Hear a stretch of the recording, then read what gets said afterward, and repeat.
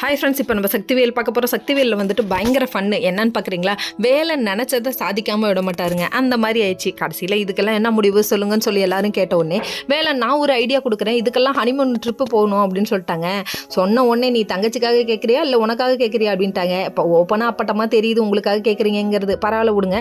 சரி 4 பேர் சேர்ந்து ட்ரிப்பு போயிட்டு வாங்கப்பான்னு சொல்லிட்டு எல்லாரும் சேர்ந்து அனுப்பி வச்சிட்டாங்க. அது மட்டும் இல்லைங்க, சக்தியோட அப்பா என்ன சொல்கிறாருன்னா, நீ அட்ஜஸ்ட் பண்ணிட்டு ஏற்று போ, வாழ்க்கையை வாழ ஆரம்பி, நீ வாழ ஆரம்பிச்சாதான் மீனால் சந்தோஷமாக வாழ்வாங்கிற அட்வைஸை கொடுக்குறாரு.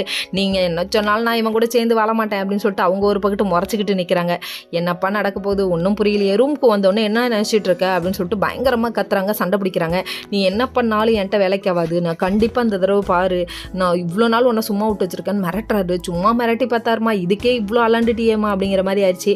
மறுநாள் காலையில் விடியுது. நம்ம மீனால் என்ன பண்ணுறாங்க, ஏஞ்சி வெளியே வந்து அத்தான் பொத்தான் வந்துட்டீங்களாங்குது. சரியான 1 நம்பர் வில்லி. இது ஒன்று மட்டும்தாங்க. ஊசி பட்டாசை கூட ரொம்ப மோசமான ஆளுங்க.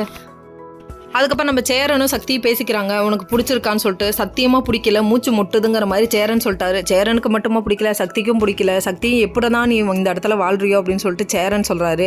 சொன்ன உடனே வேறு வழி இல்லைப்பா, அட்ஜஸ்ட் பண்ணி போகணும் பண்ணிட்டாங்க. அதுக்கப்புறம் சக்திக்கு வந்து காரில் போகிறது வாமிட்டு வருமாங்க. இது தெரிஞ்சுக்கிட்ட வேலைன்னு என்ன பண்ணுறாரு, பைக்கெல்லாம் எடுத்து துடைக்கிறாரு. பைக் எதுக்குப்பா துடைக்கிற, காரில் போகிறோமே அப்படின்னு சொல்லி அவங்க கேட்க, உடனே இவர் என்ன பண்ணுறாரு, இல்லைப்பா நாங்கள் பைக்கில் போகிறோம் அப்படின்னு சொல்கிறாரு. என்ன நடக்குதுன்னு வெயிட் பண்ணி பார்ப்போம். ஓகே ஃப்ரெண்ட்ஸ், நெக்ஸ்ட் வீடியோவில் பார்ப்போம். பாய்.